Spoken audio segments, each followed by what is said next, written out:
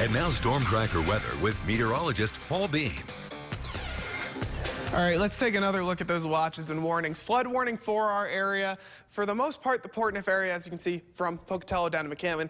Of course, we've seen this for the last couple of weeks. It's still an issue. The current stage of the river at 9.6, flood stage being 8.5, so we are still significantly above that. And we do now have a winter weather advisory as well. For the most part, seeing it to the west of Pocatello, but you see that white swash all the way down to Soda Springs and Montpelier. That's 3 to 8 inches, 3 inches in the valleys, 8 inches up in the mountains. And for the most part, it avoids the Snake River Plain as well as the Central Mountains, but be very careful. We're still seeing that moisture move through. And the weather today has been pretty bad. Of course, we also saw a couple power outages in Pocatello as well. And you can see why. We had some pretty strong moisture move through. And you might have noticed we've even had some technical difficulties here. We saw a power outage here in Pocatello. It affected about 1,000 Idaho Power customers, but for the most part, it has been fixed now. We've been working hard to get that back online, seen a lot of snow move through and a lot of rain move through as well as the nighttime hours kick in. As you can tell, as we zoom out, it does scatter out as we move back towards Oregon and Washington as well. As that scattered moisture comes through, it stays a little stronger in the western Wyoming area. But in the Snake River Plain, it starts to scatter out. We see a little less of that winter precipitation, a little bit more of those mostly cloudy conditions we've grown to know as we move into spring.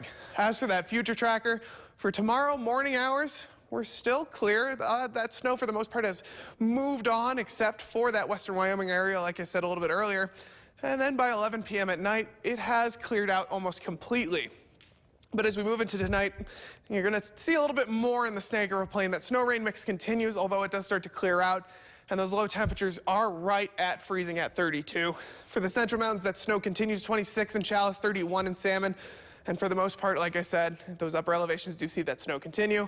Winter weather advisory in effect still for the highlands in western Wyoming. Once again, 8 inches in those mountains, 3 inches down in those valleys, with possibly less and a little bit more of that rain moving through in those lower elevations. Temperatures, once again, just below freezing.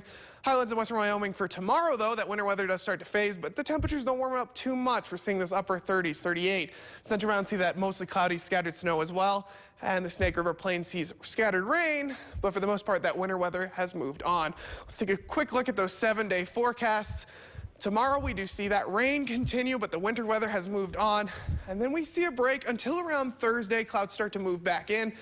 And then we do see that rain fully back in on Friday and Saturday, with temperatures even getting up into the mid-60s to 70. It's good to see a 7 in the 10 slot there on Thursday, although it does cool back down when that rain moves back in. Idaho Falls sees a little bit more solid moisture on Monday, seeing those clouds continue to roll in.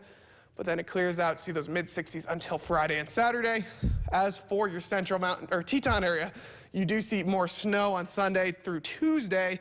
A little bit of a break on Wednesday, warms up a bit, but then that mix comes back in for that next system on Thursday, Friday, and then finally for the Central Mountains, for the most part, seeing that moisture move through on Sunday, Monday, and then Wednesday through Friday in this upcoming week, we see that mix move back in. But of course, it's nice to see that 70. We get a little bit of warmer spring-like temperatures before we get dumped rain on again. That will be amazing.